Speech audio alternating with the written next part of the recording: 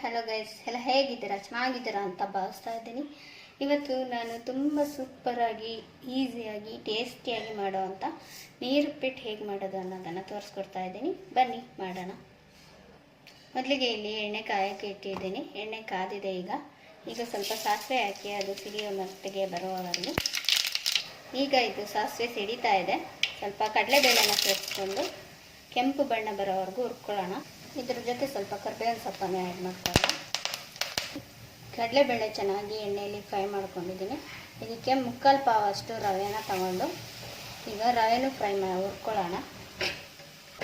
ರವೆನ ನಾನು ಘಮ ಬರೋವರೆಗೂ ನೀಟಾಗಿ ಹುರ್ಕೊಂಡಿದ್ದೀನಿ.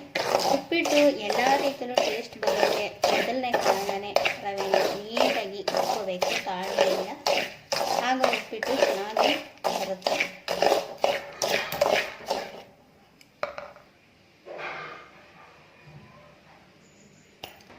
ನೋಡಿ, ಈ ರೀತಿಯಾಗಿ ಈರುಳ್ಳಿನ, ಮೆಣಸಿನ್ಕಾಯಿ, ಟೊಮೊಟೊನ ಸಣ್ಣ ಸಣ್ಣದಾಗಿ ಕುಯ್ಕೋಬೇಕು. ನೋಡಿ, ಈಗ ಎಣ್ಣೆ ಚೆನ್ನಾಗಿ ಕಾದಿದೆ.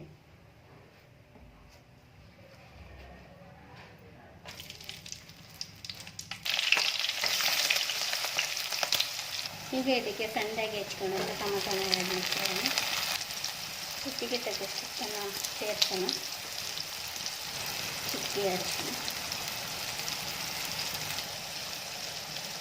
ತಕ್ಕಷ್ಟು ನೀರನ್ನು ಸೇರಿಸ್ಬೇಕಾದ್ರೆ ಸ್ವಲ್ಪ ಜಾಸ್ತಿನೇ ಹಾಕ್ಕೋಬೇಕು.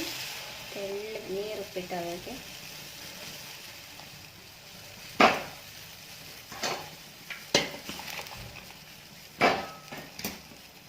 ಸ್ವಲ್ಪ ಕೊತ್ತಂಬರಿ ಸೊಪ್ಪನ್ನು ಆ್ಯಡ್ ಮಾಡ್ಕೊಳ್ಳಿ. ಸ್ವಲ್ಪ ನಿಂಬೆ ರಸ,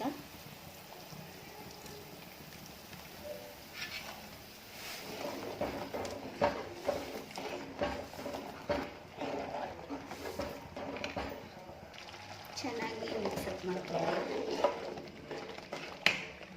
ಈಗ ಇದಕ್ಕೆ ಇನ್ನೊಂದು ಸ್ವಲ್ಪ ಕೊತ್ತಂಬರಿ ಸೊಪ್ಪನ್ನು ಆ್ಯಡ್ ಮಾಡ್ಕೊಳ್ಳೋಣ. ಈ ರೀತಿಯಾಗಿ ನೀರುಪ್ಪಿಟ್ಟು ರೆಡಿಯಾಗಿದೆ. ಬನ್ನಿ ಹೇಗಿದೆ ಅಂತ ಟೇಸ್ಟ್ ಮಾಡೋಣ.